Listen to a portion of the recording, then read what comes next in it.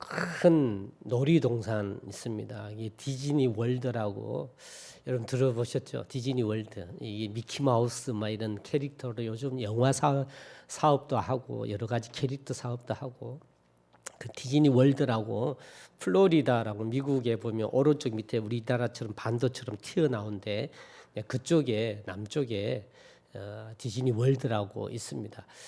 디즈니랜드는 홍콩에도 있고 몇 군데 있지만 디즈니 월드가 처음이고 어마무시합니다. 하루에 다 못 봐요. 너무 넓어갖고 하루에 다 볼 수 없는 데입니다. 그 디즈니 월드를 월트 디즈니라는 분이 그 사업을 계획했고 그 사람의 이름으로 만들어진 곳이 디즈니 월드입니다. 근데 좀 재미있는 사실은요, 이 월트 디즈니라는 분이 디즈니 월드가 완성되는 건 보지 못했어요. 그가 디즈니 월드를 완성하는 건 보지 못하고 목숨을 다 했는데, 그렇지만 디즈니 월드라는 그 월트 디즈니의 이름을 붙여서 세워졌습니다. 개장식 할 때 있었던 일이입니다. 개장식 때 디즈니의 이사 한 분이 이야기를 하면서 그런 회고를 했습니다. 지금 월트 씨가 살아서 이 사실을 보았다라면 얼마나 좋았을까라는 아쉬움으로 이야기를 했습니다.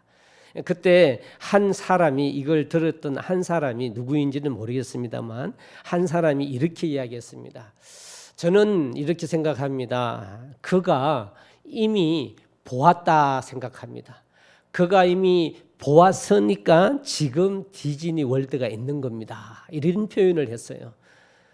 참 생각하기 나름인 것입니다. 여러분, 디즈니 월드가 월트 디즈니에 의해서 만들어졌는데 그가 이미 이걸 보았기 때문에 지었다라는 것이죠. 구상했기 때문에 지었다라고 하는 것입니다. 우리는 이런 사실을 갖고 관점 차이다 이렇게 이야기합니다. 어떻게 보느냐 따라서 달라진다라는 겁니다. 사람의 관점 차이입니다. 사람이 어떻게 보느냐 다르다라는 것이죠. 여러분, 저희가 너무 잘 알고 있는 이야기인데요. 물컵에 유리컵에 물이 반이 있으면은 보는 관점에 따라 다릅니다. 이제 반밖에 안 남았네. 그렇지만 또 다른 사람은 어떤 관점으로 아직도 반이 남았네. 동일한 환경은 변하지 않았지만 어떻게 보느냐에 따라서 완전히 달라집니다. 아직도 반 남았다는 것과 반밖에 안 남았다라고 하는 건 그 관점이 주는 사고가 주는 삶의 방식을 움직일 수 있는 놀라운 것입니다. 사랑하는 성도 여러분, 이 관점 어떻게 보느냐에 따라 상황은 바뀌지 않지만 생각하는 것에 의하여 우리 마음가짐이 바뀌는 방법은 우리 삶의 구석구석에 존재하고 있어요. 그래서 나는 긍정적인 가치관, 긍정적인 관점으로 보느냐가 얼마나 중요한지 모릅니다. 그럴 수 있는 저와 여러분 되길 소망합니다. 여러분, 가장 먼저 우리가 그리스도인인데 그렇다면 우리가 가져야 될 관점, 즉 성도, 그리스도, 나의 교회, 지체된 내 성도를 바라볼 때 과연 나는 어떤 관점으로 바라봐야 되느냐? 내가 내 지체를 볼 때 나는 과연 어떤 관점으로 바라봐야 되냐? 오늘 이 말씀을 나누고자 합니다. 내가 어떻게 보느냐, 내가 어떤 관점으로 보느냐에 따라서 교회 생활이 달라질 겁니다. 내가 어떤 관점으로 부정적으로 보나 혹은 긍정적으로 보느냐에 따라서 내 삶의 질이 달라질 것입니다. 오늘 하나님 말씀을 통하여서 지체를 바라보는 내 관점이 성경적 관점, 긍정적인 관점, 하나님이 원하시는 관점이 생기시기를 주의 이름으로 축원합니다. 그래서 그 신앙으로 살아감으로 말미암아 교회를 세우고 하나님의 나라를 세우는 하나님의 부르심을 감당하는 성도들 되시기를 주님의 이름으로 간절히 소망합니다. 사랑하는 성도 여러분, 그러기 위하여 과연 그리스도인이라는 관점을 어떤 관점인가 생각할 때 하나님은 어떻게 보고 계실까라는 겁니다. 하나님은 성도를, 하나님은 그리스도인을 과연 어떻게 바라보고 계실까요? 성경 고린도전서 6장 20절 말씀에 의하면요, 성도들을 그리스도인을 값으로 산 것이 되었다라고 표현을 합니다. 값으로 산 것이 됐다. 예수 믿는 그리스도인을 그저 만든 게 아니라 무엇으로요? 값을 주고 치루었다라고 이야기합니다. 값을 주고 치루었다. 여러분, 모든 것에는 가치가 있다고 제가 늘 이야기했습니다. 그렇죠? 모든 건 가치가 있습니다. 그러니까 이 가치를 우리는 사람이 무엇으로 가치를 판단합니까? 돈으로 가치 판단을 하지요.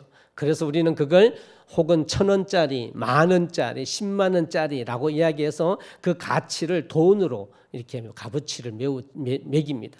그래서 성경 하나님에 의하면 성도는 과연 얼마짜리냐, 성도는 과연 얼마만큼의 가치가 있느냐라고 이야기할 때 고린도전서 6장 20절 말씀은 예수 그리스도, 독생자 예수 그리스도를 보내서 그분의 피 흘리심으로 샀다라고 했습니다. 그러니까 성도는 돈으로는 가치를 매길 수가 없어요. 그렇지만 가격을 붙인다면 성도는 얼마짜리냐? 예수님짜리 이렇게 표현합니다. 얼마짜리요?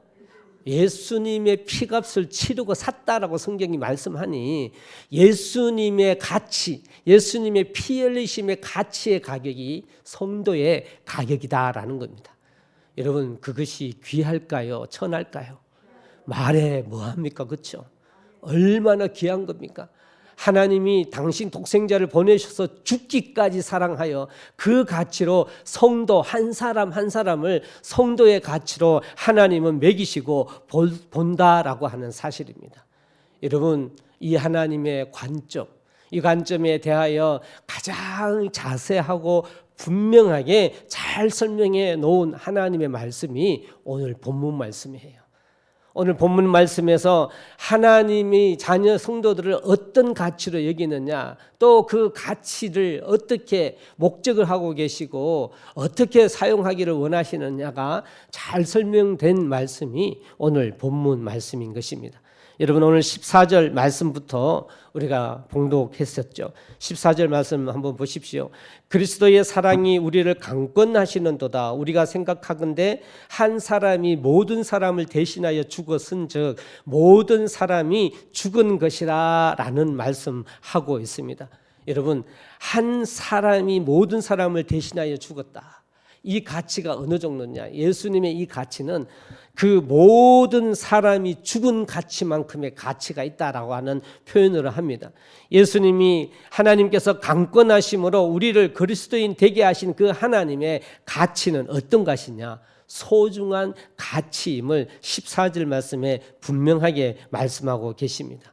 이 소중한 가치에 대한 이어지는 설명이 15절 말씀에 이어집니다. 14절 설명으로 그가 모든 사람을 대신하여 죽으심은, 그러니까 그 죽으심의 소중한 가치, 그 가치가 어떤 목적을 갖고 있느냐, 왜 그렇게 하셨는가에 대한 말씀인데 15절 말씀에 의하면 죽으심은 살아있는 자들로 하여금, 즉 예수 믿는 사람, 주님을 구세주로 영접한 성도들, 그리스도인들로 하여금 다시는 그들 자신을 위하여 살지 않고 오직 그들을 대신하여 죽었다가 다시 살아나신 이를 위하여 살게 하려 함이라. 할렐루야, 할렐루야. 하나님이 우리를 하나님의 소중한 예수님짜리, 그 소중한 귀중한 가치로 여기시는데 그렇게 하신 이유가 무엇이라고요? 다시는 자기 자신을 위하여, 성도가 나를 위해 살아가는 게 아니라 하나님이 그렇게 하신 이유는 무엇을 위하여요? 그렇게 하신 하나님을 위하여 살게 했다라고 성경 말씀은 이야기를 하고 있습니다. 이렇게 표현을 하며 사도 바울은 고린도 교회 이야기를 하면서 하나님이 우리를 그렇게 소중한 가치로 강권하셔서 그리스도인 되게 하셨는데, 그리스도인 되게 하신 이유는 다시는 자기를 위해 사는 것이 아니라 하나님을 위해서 살게 하게 하셨는데, 오늘 핵심은 과연 어떤 말씀이냐? 16절 말씀부터 설명이 되어집니다. 우리 16절 같이 한번 봉독해 봅니다. 16절입니다. 시작. 육신을 따라 알지 아니하노라. 비록 우리가 그리스도도 육신을 따라 알았으나 이제부터는 그같이 알지 아니하노라. 16절에 그러므로라는 표현은 앞에 14절 15절에 대한 결과를 이야기합니다. 하나님이 소중한 가치로 우리를 그리스도인 삼고 그 이유는 하나님을 위해 살게 만들었는데, 그러면 결과적으로 지금 우리에게 필요한 하나님의 가치관의 말씀은 뭐냐? 성도를 바라보는 가치관을 내가 어떻게 가져야 되느냐? 내 지체인 성도를 보는 내 긍정적 하나님의 가치관으로 보는 가치관은 어떠해야 하느냐? 여러분 16절 말씀에서 그러므로 우리가 이제부터는 어떻게 해요? 어떤 사람도 육신을 따라 알지 않는다. 그 생긴 사람의 육신의 모습으로 사람을 봐서는 안 된다라는 거예요. 내 지체를, 내 성도를 그 사람의 모습, 됨됨이 혹은 교육의 정도, 돈 가지고 있는 정도, 얼마만큼 돈을 소유해낸 정도, 이것으로 육신을 따라 봐서는 안 된다라는 겁니다. 성도를 어떻게 봐야 한다고요? 그렇게 봐서는 안 된다. 이제부터는 주님도 그렇지만 성도를 그렇게 봐서는 안 된다. 그러면 어떻게 봐야 하느냐? 이어집니다. 또 그런 즉이라고 이 16절 말씀의 이유를 이야기합니다. 우리 17절은 너무너무 유명한 말씀 아닙니까? 그래서 이 17절 말씀이 나왔습니다. 17절 말씀도 함께 봉독해 봅니다. 시작. 그런즉 누구든지 그리스도 안에 있으면 새로운 피조물이라. 이전 것은 지나갔으니 보라 새 것이 되었도다. 할렐루야. 할렐루야. 육체적으로 보지 말고 겉모습 사람을 보지 말고 그 속에 계신 성령 하나님. 여러분 그리스도인은 어떻게 해서 그리스도인 된다 그랬죠? 내가 주님을 구세주로 영접함으로 말미암아 성령 하나님이 내 속에 들어옵니다. 여러분 이 사실을 믿으시기 바랍니다. 세상은 사람을 설명하지 못해요. 세상은 사람을 설명하지 못해요. 왜 그럴까요? 동물적으로 혹은 또 과학적으로 혹은 생긴적으로 사람을 설명하면 한계가 있으니까요. 그건 완전치 않으니까요. 사람의 이 생각하는 것, 말하는 것, 사람의 모습을 정의를 절대 못 내립니다. 그래서 세상은 사람을 동물과에 넣어놔요. 동물과에 넣어놔요. 사람을 설명할 수가 없어요. 왜 그럴까요? 왜? 진리가 하나님의 말씀이고 하나님이 창조하셨으니 하나님의 말씀으로는 설명이 되지만 과학으로는요 절대 설명이 안 돼요. 여러분 과학으로 영을 어떻게 설명하며 과학으로 사람이 말하는 원리를 어떻게 설명합니까? 과학적으로 사람이 말하는 거 설명할 수 있어요 없어요? 못한단 말이에요. 하지만 성경은 진리이기 때문에 성경은 사람을 분명하게 설명합니다. 성경이 사람을 이야기할 때 여러분 어떻게 이야기한다고요? 한 몸 하나이지만 세 개. 이제 기억하십시오. 진리를 이제 여러분 지식으로 기억하기로 합니다. 세 개. 무엇이 있다고요? 육, 혼, 영. 모든 사람은 육, 혼, 영으로 되어 있습니다. 육은 하나님이 흙으로 지으신 거. 영은 생기를 불어넣으신 거고 그 영이 육에 들어가서 생명이 됐다. 이 생명이 혼의 부분입니다. 지정의 부분입니다. 세상 모든 사람들도 다 이 육혼영으로 살아가고 있죠. 자기들이 몰라서 그렇지 이렇게 삽니다. 모르니까 1차적인 삶을 사는 사람이 육체적으로 살아가는 삶이에요. 육체적 쾌감, 육체적 잘 살기 위하여 세상 사람은 눈에 보이는 게 1차적인 게 육이니 그렇게 살아갑니다. 하지만 좀 더 수준 있게 살아간다는 사람은 혼 중심으로 살아가요. 지정의 그 혼 중심으로. 그래서 그 혼 중심은 교육이에요. 책도 읽고 사람답게 살아가기 위하여 혼 중심으로 살아가요. 자기들이 모르지만 인간이라는 존재가 그렇기 때문에 그렇게 혼 중심으로 살아갑니다. 하지만 예수 믿지 아니하고 하나님 믿지 아니하면 혹은 또 하나님의 말씀을 믿지 않는 다른 사람은 영을 오해를 하지요. 영을 오해를 합니다. 그리고 영을 인정하지 않는 존재는 아예 영적으로 살아갈 수도 없고 잘못 알고 있는 종교를 믿는 사람들은 달리 잘못 영적 중심으로 살아가고 있죠.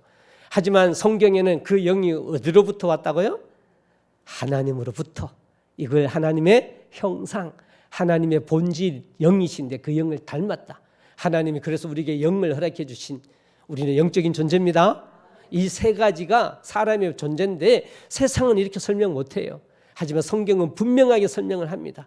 그런 존재인데 이 영이 아담과 하와로 인하여서 죄된 영, 원죄를 갖고 태어난다 그랬죠. 여러분, 원죄는 영의 죄입니다. 제가 죄에 대한 설명을 드린 적이 있습니다. 원죄는 무슨 죄요? 영의 죄입니다. 여러분, 자범죄는요, 육의 죄. 본죄는요, 혼의 죄. 생각으로 짓는 죄. 그러니까 제가 이것도 설교한 적이 있잖아요. 그렇죠? 세상 사람들의 죄는 그 무엇이 죄냐 구별하기 힘드니 법을 어기면 죄죠. 그래서 세상의 죄는 육적인 죄밖에 안 돼요. 내가 누구를 미워하면 내가 저 사람 미워요. 밉다 하면은 내 마음으로 밉다 하면 죄가 돼요, 안 돼요? 안 되잖아요. 절대 죄가 성립이 안 돼요, 그게. 그런데 내가 밉다 그래서 가서 때렸어요. 그러면 폭력이 되는 거잖아요. 그게 죄가 되잖아요. 이게 세상의 죄죠. 성경은 우리 인간이 육혼영으로 돼서는 이 세 가지 죄를 다 이야기합니다. 그렇죠? 그래서 성경은요, 누굴 시기해도 죄예요. 누굴 미워해도 죄예요. 그게 본죄다. 본죄. 자범죄는 육으로 짓는 죄고, 영적인 죄는 원죄이지요. 그래서 사람은 다 태어날 때 태어난 이유가 왜죠? 지금 사람이 왜 태어납니까? 아담과 하와가 하나님의 약속을 어겨서 죄의 결과잖아요. 선악을 알게 하는 나무를 먹으면 죽는다라고 이야기하셨죠. 그런데 그걸 어겼죠. 그래서 어떻게 해요? 잉태하는 고통이 생겨났단 말이에요. 그래서 출생은 죄의 결과예요. 영원히 살지는 못하지만 태어나는 건 죄의 결과로 태어나는 겁니다. 그래서 죄의 결과로 태어났기 때문에 모든 사람이 죄인으로, 영적인 죄인으로 하나님과 단절된 상태에서 태어난단 말입니다.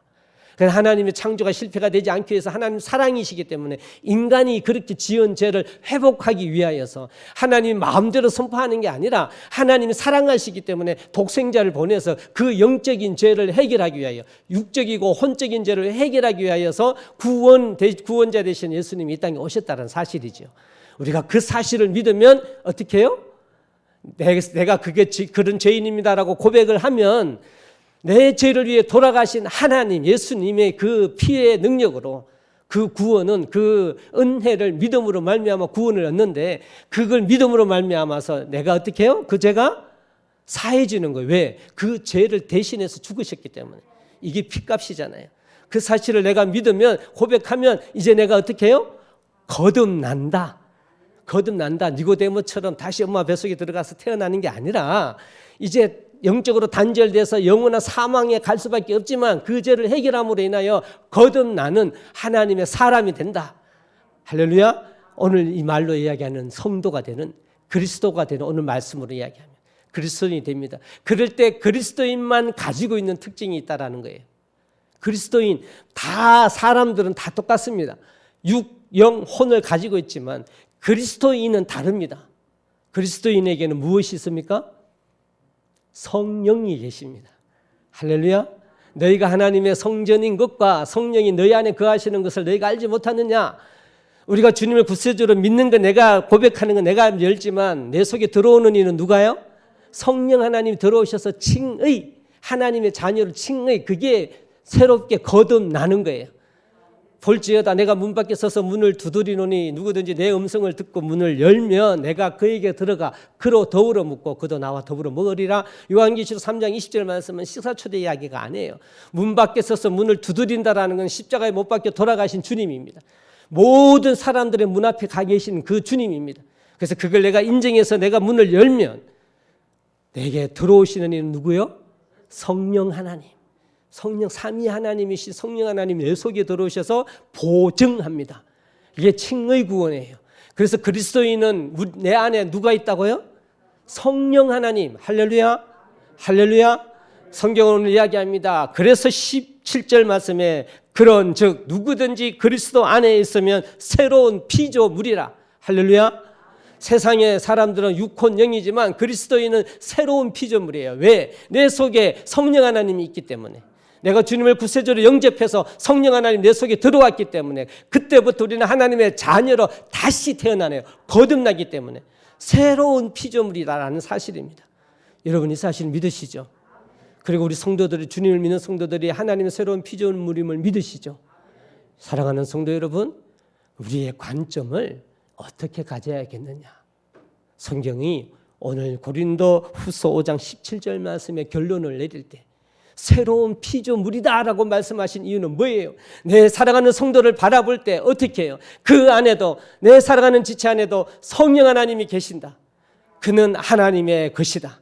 하나님의 새로운 피조물이다 라는 관점을 가져야 된다라는 사실이요, 말씀인 것입니다.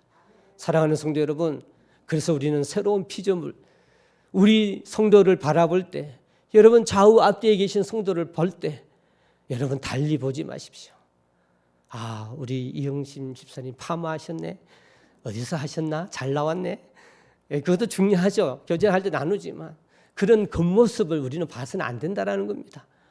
자꾸 교회에 와서 그걸 봐요. 그런 관심을 봐요. 오늘 목사님은 넥타이를 뭘 맸나? 오늘 목사님은 어떻게 하나? 그런 걸 보는 게 아니에요. 저와 여러분이 하나님이 전에 교회에 나왔을 때는, 성도를 바라볼 때는 그 성도 안에 계신 하나님을 바라보시길 주의 이름으로 소망합니다. 그렇기 때문에 소중한 거예요. 그렇기 때문에 새로운 피조물임을 보고 우리는 그 관점으로 성도를 바라봐야 될 줄로 믿습니다. 사랑하는 성도 여러분, 이것이 오늘 본문이 주시는 말씀이에요. 내가 성도를 바라볼 때 어떤 관점을 갖고 바라봐야 되느냐. 여러분, 다른 생각은 다 버리시길 바랍니다. 다른 인간적인 모습들은 다 버리시길 바랍니다. 하나님은 우리 성도를 볼 때 그렇게 보기를 원치 않으십니다. 하나님이 보신 대로 하나님도 그렇게 귀하게 주님의 피값으로 산 존재로 보셨고 새로운 피조물이라 말씀해 주셨으니 우리 살아가는 지체를 볼 때마다 참 귀하구나, 하나님의 피조물이구나 라고 볼 수 있기를 주의 이름으로 소망합니다. 여러분, 진심으로 이 마음으로 다시 한번 좌우 앞뒤에 계신 성도 한번 보십시오. 한번 보십시오. 하나님 보이십니까? 하나님이 보이십니까? 아직 안 보이십니까? 그 안에 계신 성령 하나님이 보이시기를 주의 이름으로 축원합니다. 그리고 그 하나님만 보십시오. 그 하나님만 보십시오. 그러할 때 하나님께서 정말 오늘 말씀해 주시는 놀라운 역사를 우리에게 허락하실 것입니다. 그러면 어떤 역사가 일어날까라는 것이에요. 어떤 역사가? 하나님이 이 고백을 우리에게 해주셨어요. 우리에게 말씀해 주셨는데 과연 우리는 그러면 이 새로운 피조물을 볼 때, 너희는 그런 적 누구든지 그리스도 안에 있으면 새로운 피조물이라 말씀하셨는데 왜 이런 관점으로 보아야 할까? 여러분, 우선 18절 19절 오늘 마지막 말씀인데 이 말씀이 결론이에요. 새로운 피조물로 바라봐야 되는 이유, 또 그 결과. 먼저 우리 18절 한번 봉독해 봅니다. 18절입니다. 시작. 그가 그리스도로 말미암아 우리를 자기와 화목하게 하시고 또 우리에게 화목하게 하는 직분을 주셨으니, 할렐루야. 이 새로운 피조물이, 새롭게 우리가 태어난 예수 믿는다라고 하는 것이 거듭남의 신분이 어떤 신분이에요? 같이 한번 합시다. 화목해 하는 신분. 할렐루야. 새로운 피조물, 내가 성도를 바라볼 때 하나님의 새로운 피조물을 인정해야 되는데 그 새로운 피조물의 직분, 그 직분이 어떤 직분이냐? 화목하게 하는 직분이라는 겁니다. 여러분, 우리가 인간적 상식적 원리로 생각해봐도 인간의 상식적인 원리는 하나님의 그 지식의 지혜에 포함되거든요. 다 들어가게 돼 있어요. 상식적으로도 한번 생각해 봅시다. 여러분, 내가 성도를 바라볼 때에 어떤 성도, 목사님이든 어떤 장로님이든 권사님이든 집사님이든 성도님을 바라볼 때 그 됨됨이나 그 가진 것을 보지 않고 성령 하나님이 계시고 하나님의 피조물인 것을 보고 내가 만약에 인정하게 되면, 그 겉모습을 보게 되면 당연히 뭐가 생길까요? 뭐가 생길까요? 질투가 생겨요. 질투가 생겨요. 비교가 생겨요. 그러지 않나요? 그렇다니까요. 인간적으로는 그래요. 그런데 그렇게 하지 않고 성령 하나님의 새로운 피조물로 내가 바라보게 되면은요, 내가 인정하는, 소중히 여기는 마음이 생기지 않을까요? 그런데 그것이 내가 성도를 바라보는 것뿐만 아니라 우리 교회 안에서 다른 성도가 나를 바라볼 때도 그렇게 바라본다면 여러분, 그 교회에 다툼이 있을까요? 있을 수가 없잖아요. 그러니 당연히 인간적으로 생각해봐도 화목이라는 거예요. 그 안에 계신 성령 하나님을 인정하고 바라보고 대해주면 어떻게 다툴 일이 생겨요? 이것이 교회의 원리입니다. 이것이 교회됨의 원리예요. 오늘날 교회는 이 능력을 추구하며 살아가야 돼요. 이 사실을 믿고 살아가야 합니다. 그게 교회의 본질입니다. 그런데 세상의 방법이 교회 안에 들어왔어요. 세상의 비교가, 세상의 하는 질투가, 세상의 방법이 교회 안에 지금 들어와 있단 말이에요. 여러분, 우리가 이걸 어떻게 물리치며 이길 수 있겠습니까? 내 힘, 내 방법, 내 지혜, 내가 한 경험으로 이길 수 있나요? 불가능해요. 오직 하나님의 이 진리만 가능합니다. 이 방법만 가능합니다. 그래서 우리는 교회의 본질로 돌아가야 합니다. 성도로서 하나님 오늘 말씀하신 바 모든 그리스도인은 하나님의 새로운 피조물이라 라고 말씀해 주신 이 근본으로 돌아가야 될 줄로 믿습니다. 그래서 우리가 성도를 바라볼 때 성령 하나님이 계시는 하나님의 새로운 피조물이라는 그 얼굴을 그 모습으로 바라볼 때 저희 교회가 하나님이 말씀하신 대로 오늘 18절 말씀대로 화목해 하는 직분을 깨닫게 되고 화목하게 할 줄로 믿습니다. 여러분, 그래서 교회는 여러분 왜 존재하죠? 우리만 잘 먹고 잘 살아라고요? 교회가 우리를만 화목해 하고 그러면 우리 교회만 화목해 하는 게 교회입니까? 아니에요. 이게 중요한 성경의 진리의 원리입니다. 여러분, 저는 부부는 하나라고 봅니다. 제가 보는 게 아니고 성경의 진리잖아요. 맞죠? 한 몸이니라고 창세기에 분명히 말씀하고 계시잖아요. 여러분 믿으시죠? 부부는 하나예요. 한 몸이에요. 한 몸. 부부는 다를 수가 없어요. 그러면 부부가 하나이기 때문에 영이 다르면 즉 무슨 말이에요? 한 사람에게는 자기 영만 있고 한 사람에게는 성령이 같이 하는 영이라면 여러분 이 차이가 날까요? 안 날까요? 나게 돼 있어요. 그렇기 때문에 믿는 자와 결혼은 우린 중요한 의미입니다. 믿는 자와는 반드시 믿는 자와 결혼해야 돼요. 하나이기 때문에. 그렇습니다. 그렇게 해서 그 영향력을 다른 가족에게, 다른 지체에게 보여줘야 되는 거죠. 이게 부부잖아요. 여러분, 그러면 교회도 마찬가지예요. 교회도 마찬가지. 교회는 여러 지체이지만 한 몸 하나라고 하나님 말씀하시죠. 맞죠? 그 하나 되기 위해서 열심을 이제 살아가야 되죠. 이건 교회가 우선될 일입니다. 교회가 생각해야 될 우리가 한 몸, 성령 하나님이 계신 피조물로 보고 화목하게 하는 건 교회의 우선적인 일입니다. 그런데 또 동시에 그러고 난 후에 어떻게 해요? 그 모습이 세상에 전달돼야 되죠. 그 모습이 세상에 나타나야 됩니다. 이게 우리는 빛과 소금. 저는 제 교회의 목표를 그래서 소금과 빛으로 주부에 적어놓고 교회의 그 역할. 그러기 위하여 우리가 먼저 화목해야 되잖아요. 그리고 이 화목은 오늘 18절, 19절 말씀에서 말씀하시면 이 화목해 하는 건요. 교회가 먼저 화목되고 그 다음엔 세상과 화목하기 위한 방법이라고 선포하고 계신 겁니다. 19절 말씀 한번 읽어보겠습니다. 19절입니다. 시작. 세상을 자기와 화목하게 하시며 그들의 죄를 그들에게 돌리지 아니하시고 화목하게 하는 말씀을 우리에게 부탁하셨느니라. 할렐루야.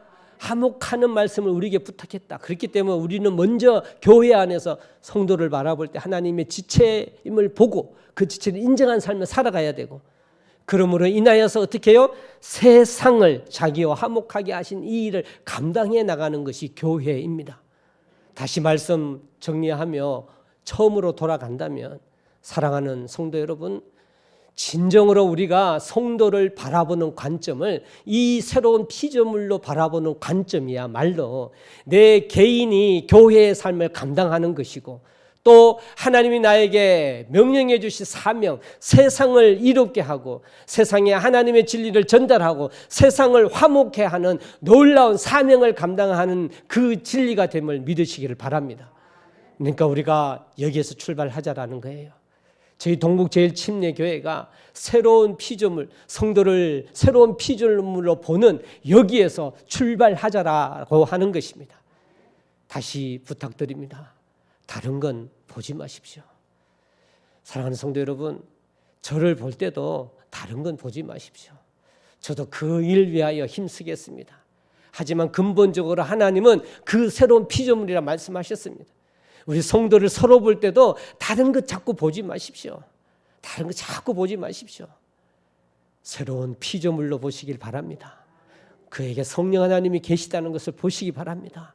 그럴 때 우리 교회가 화목해지게 되고, 그럴 때 저는 저희 동북제일침례교회가 이 지역사회를 화목하게 하고 하나님의 귀중한 역할을 감당하는 교회 될 수 있음을 저는 확신합니다. 그 일을 위하여 오늘도 우리는 교회가 존재해야 되지 않겠습니까? 그렇게 하나님의 교회를 세우시지 않으셨습니까? 저와 여러분이 오늘 이 말씀 붙들고 다시 한번 교회됨으로 회복하는 역사 있으시기를 주님의 이름으로 간절히 축원합니다. 아멘.